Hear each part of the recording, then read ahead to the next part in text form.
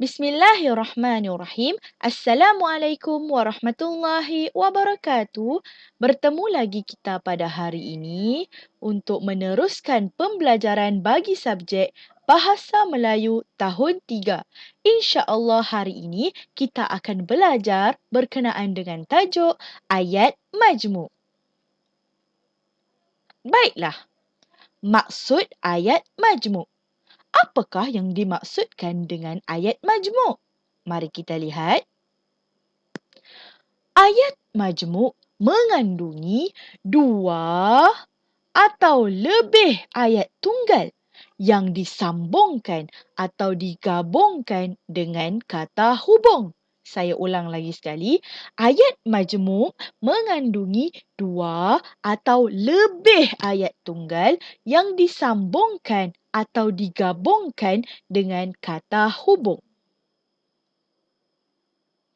Baiklah, kita lihat di sini ayat tunggal yang pertama bergabung dengan kata hubung, kemudian bergabung lagi dengan ayat tunggal, maka jadilah ayat majmuk. Seterusnya, apakah itu kata hubung?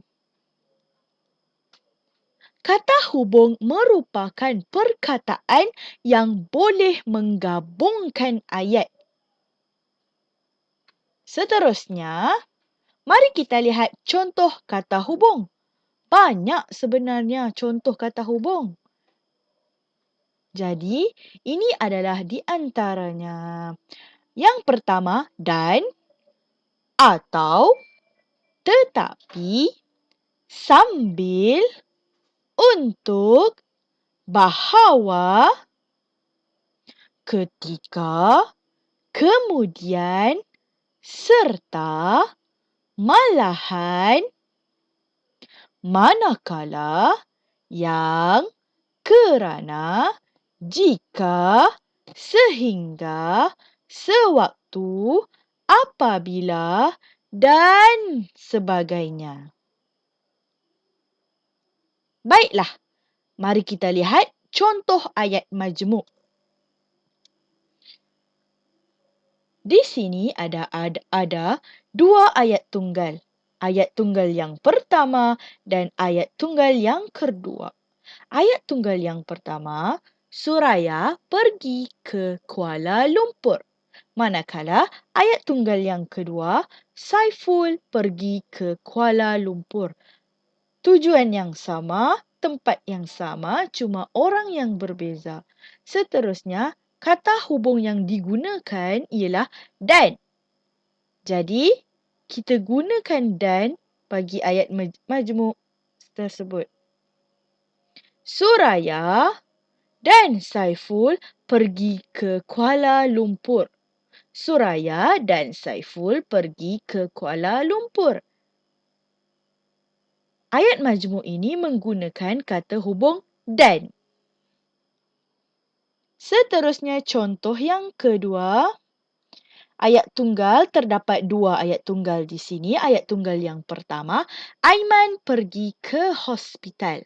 Manakala ayat tunggal yang kedua, Aiman sakit perut. Kata hubung yang digunakan, kerana. Ayat majmuk, mari kita lihat ayat majmuk. Aiman pergi ke hospital kerana sakit perut. Nampak? Kita gabungkan ayat tunggal yang pertama dengan ayat tunggal yang kedua dengan menggunakan kata hubung kerana. Seterusnya, contoh ayat majmuk yang ketiga. Ayat tunggal yang pertama, rumah itu besar.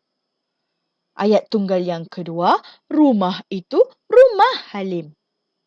Kata hubung yang digunakan, yang. Ayat majmuk, rumah yang besar itu rumah Halim. Rumah yang besar itu rumah Halim.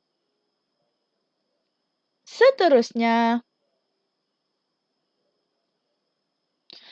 ayat tunggal yang pertama, Ali akan pulang ke kampung.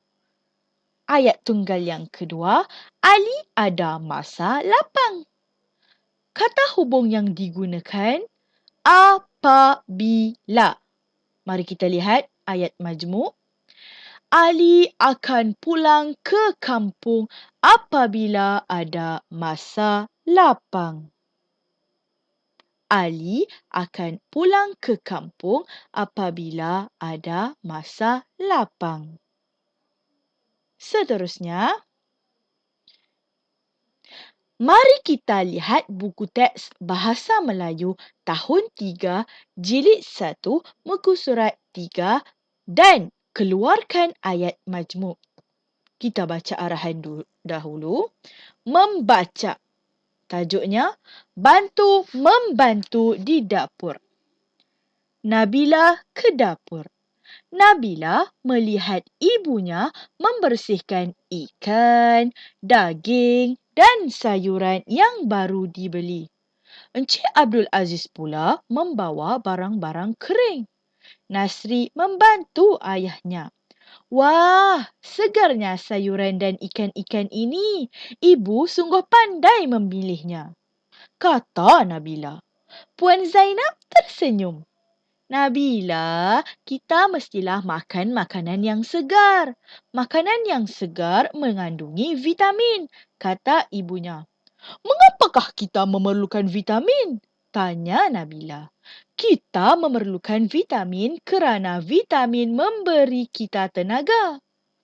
Vitamin juga menjadikan badan kita sihat. Minda kita pula akan cerdas. Jelas Encik Abdul Aziz kepada Nabila sambil meletakkan barang-barang di atas meja. Setelah ibunya siap membersihkan ikan, daging dan sayuran, Nabila membantu ibunya menyimpan bahan itu ke dalam peti sejuk. Nasri pula menyusun bahan-bahan kering ke dalam almari. Okey, baiklah, mari kita keluarkan ayat majmuk yang terdapat di dalam petikan ini. Yang pertama, Nabila melihat ibunya membersihkan ikan, daging dan sayuran yang baru dibelinya. Jadi, kata hubung yang digunakan, betul, dan. Okey, kita lihat, kita cari lagi ayat majmuk yang terdapat di dalam petikan ini. Wah, segarnya sayuran dan ikan-ikan ini. Okey, mana kata hubung? Dan, betul. Seterusnya, kita memerlukan vitamin kerana vitamin kita memberi tenaga. Manakah kata hubung yang kita gunakan? Kerana, betul. Jadi, kamu semua boleh sambung cari lagi ayat majmuk yang terdapat di dalam petikan ini. Seterusnya, baiklah, Ustazah harap anak-anak murid sekalian boleh siapkan latihan di sebelah ini. Salin pada kertas ataupun boleh cetak. Okey, ini adalah latihan yang terdapat di dalam buku aktiviti bagi tahun 3. Okey. Ingat, kamu mesti jumpa kata hubung dalam ayat. Semestinya ayat tersebut merupakan ayat majmuk. Kalau kamu jumpa kata hubung dalam satu ayat, maka ayat tersebut mestilah ayat majmuk. Okey, seterusnya dari huruf besar yang pertama sehingga tanda noktah, barulah ia dikira satu ayat. Kalau daripada huruf besar dan selepasnya belum jumpa lagi tanda noktah, jadi dia bukan satu ayat. Okey, dan apabila kerana tetapi yang kerana atau sambil serta merupakan kata hubung. Jadi, semua boleh siapkan latihan di sebelah. Okey, makluman untuk pembelajaran. InsyaAllah esok kita akan berjumpa di Google Meet. Sekian, terima kasih. Semoga berjaya semua. Assalamualaikum warahmatullahi wabarakatuh.